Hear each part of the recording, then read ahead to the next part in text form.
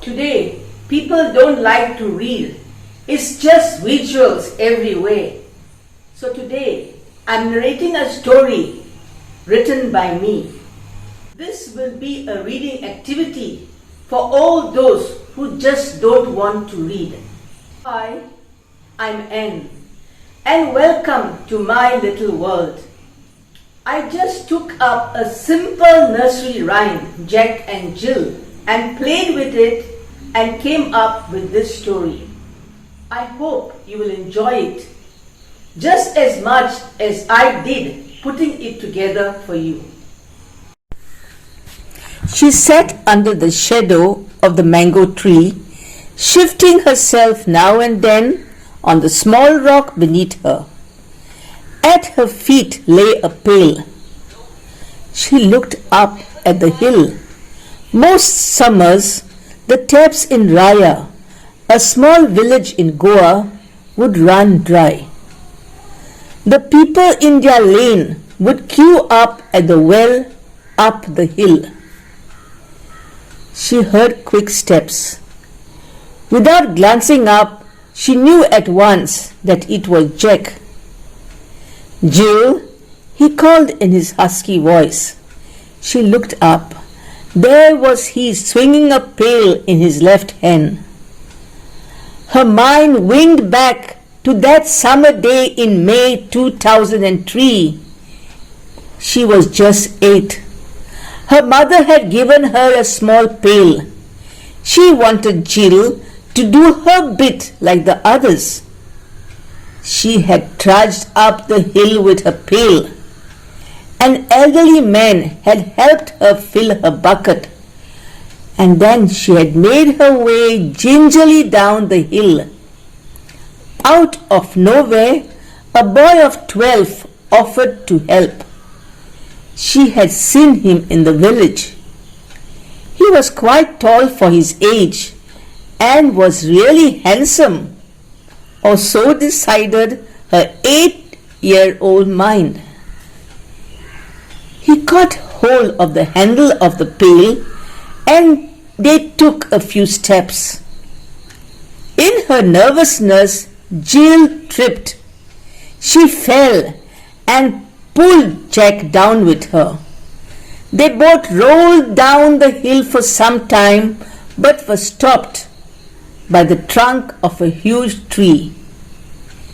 Jack attended to her few bruises, touched his crown to make sure it was okay, and then turned to the tree. "Thank you, Mr. Tree. You have been very kind to both of us." Jill giggled. Then Jack had said, "Little lady, now we can't send you home without some water, can we? Wait here for a moment." She waited. After what seemed an eternity, he was back with hers and his pail. The sun had now risen in the sky, and very soon it would be 11 o'clock. They spoke as they walked back. He dropped her at her place and said, "Bye, Jill. We'll meet here under your mango tree at 9 tomorrow." And he was gone. The next day he was there as promised. The villagers grew used to see this sweet young couple wend their way up and down the hill. Jill's parents were very comfortable with Jack. He was a sensible boy and was part of the church choir, and Jill had lost a lot of her nervousness just being around Jack. Came June and school. Jill was now a celebrity. Most of her friends treated her with a new respect. She was, after all, friends with the most handsome boy in the village. Jill was now a confident 8-year-old. She did her best to study well and shine like Jack. Every May, they made their way up the hill till 2008. One day, Jill asked Jack, "What do you plan to do after 12 science?" Jack had answered his 12th board exams. He paused for a while before answering. This is what she liked about Jack. He was very mature for his age. Well, Jill, he replied, I'm hoping to get into medicine. My dad's a doctor. I would like to continue the great job he has been doing. Jill looked up at Jack. She could picture him in a white coat like his dad, with the stethoscope around his neck. Her heart gave a sudden downward plunge. He would be away for weeks in Panjim. Jack looked down and caught the sad look on Jill's face. She had always been a little sister to him, the sister he never had. He felt a twinge in his heart too, something he had never felt before. He caught her hand and gave it a reassuring squeeze. Don't worry, Jill, he said. I'll be home every weekend. Jack did make it to the Goa Medical College. Jack explained his plans for the village. You know, Jill, I'll help our people. I'll be the best doctor ever. Jill looked up proudly at Jack. He was the kindest boy she had ever met. Jack would always have something to narrate during the breaks. She was introduced to Professor Shuggers, who would lean against the tabletop, blow on his spectacles, and wipe them with his handkerchief. Then there was Professor Pensy. She would always enter the class with a chic sari and had most of the boys in love with her. Jill would roar into laughter at all Jack's escapades. She was surprised that Jack played tricks on his teachers and classmates. She looked at him very proudly. He was really the smartest boy she had ever met. By the time Jack completed his MD, Jill had earned her B.Ed through GVM B.Ed College at Ponda. She had always wanted to be a teacher like her mother, Mrs. Dias.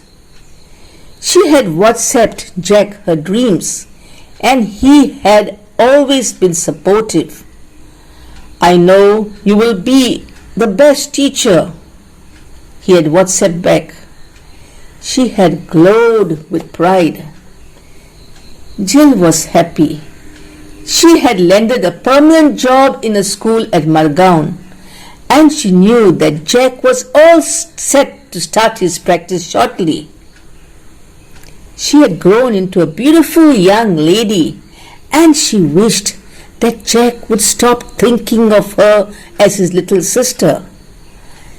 She recalled the day when Jack had squeezed her hand. That was the day when she knew that he was no longer her big brother. She went and stood by the window. She could see the hill where it had all started. Those were the glorious days when they would walk up hand in hand. They had been two carefree kids. They had grown together. She knew him better than anyone else. The setting sun lent color to the warm glow enveloping her. It was like nature was in unison with her. Ting!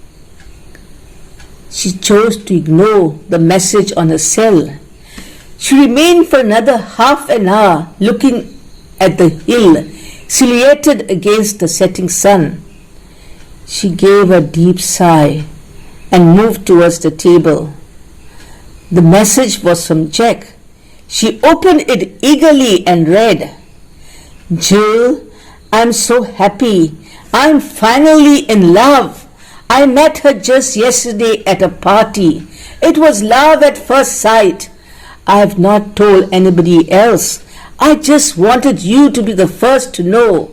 Her name Jill could read no further. She slumped onto a nearby chair, her face drained of all color. For sure, they had never spoken of love. But shouldn't this be love, what they felt for each other? She put on a cheerful countenance at dinner. Her dad asked her, "Jill, any news of Jack? When is he starting his practice?" She replied, "I don't really know, Dad." Her mom added, "You are now 23. It's time the two of you settle down." She turned to her husband and continued, "Henry, you had better talk to Jason and Maria." Jill quickly replied, "Mom, I'm not ready to settle right now. I want to teach for another 5 years." Her parents exploded. Jill excused herself from the table and went to her room. She threw herself on the bed. She gave rein to all her pent-up emotions. Then suddenly she realized, "I have not responded to Jack." She picked up her cell, read a glorious description of Charmaine. With a heavy heart, she replied, "Wow, Jack, I'm thrilled for you. When do I get to meet Charmaine?" Immediate was his reply, "Yes, just longing to show her to you. Meet us at Longinia's Hotel at 5:30 p.m. tomorrow." Jill replied, "Sure, Jack, I'll be there." Jill woke the next morning with dark circles under her eyes. She looked into the mirror. She looked terrible. The school was a drag that day. At 5:30 p.m. she reached Longinia's. She saw Jack's familiar head bent towards another head. She extended her hand to Charmaine and said, "Hi, you must be Charmaine." Charmaine looked really beautiful. Jill sat silently. Jack observed that Jill was not looking too well. He told Charmaine, "You carry on. I have to reach Jill home." Jill noticed that Charmaine didn't look too pleased. And no matter how much she protested, Jack had his way. And soon they had reached Raya. Jill said, "Jack, I'd like to go home alone." "No," came the reply, "I'm coming with you." Jill burst into tears. In response, Jack grabbed her by the hand and climbed up the hill. He sat them down beside the well. He took her hands in his and asked her, "What's wrong, Jill? I've never seen you like this. Are they working you too hard at school?" Jill just shook her head. At that moment, the moon came out from behind the clouds and shone on Jill's face. Jack was shocked at the pain he saw in her eyes. He drew her close to his chest. 1.5 months later, Jack was back at Raya. He rushed to the well on the top of the hill. Jill had called him. She wanted to tell him something. When he reached the top, his eyes feasted on a wonderful sight. Jill was sitting on a stone, looking extremely beautiful. There seemed to be an inner glow emanating from within. He thought to himself, "How was I blind to this? Here was the only girl for me all the time." "Yes, sweetheart?" he asked loudly, and wrapped her in his arms. She could hear the beating of his heart. She wondered, how will he accept the news? When Jack heard the news, he was excited. "Wow, I'm to become a father!" And he wrapped Jill still tighter in his arms. "Sorry, the baby might get hurt. She giggled and said, I don't think so. She'll be so happy to be hugged by a father. Jack looked mystified. How do we know it's a baby girl? Jill laughed and said, we don't. But remember the rhyme? Jack and Jill went up the hill to fetch a pail of water. God knows what they did up there, but they came back with a daughter. Jack laughed, stood up and gave Jill his hand. Come, he said, we have to get married soon. And hand in hand they went down the hill. We just listened to And God Created Jack and Jill.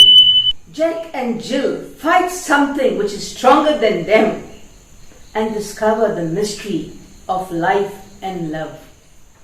Here's wishing all of you boundless love in your lives. And here's Ann signing off with Oh my love, wishing you just oh my love.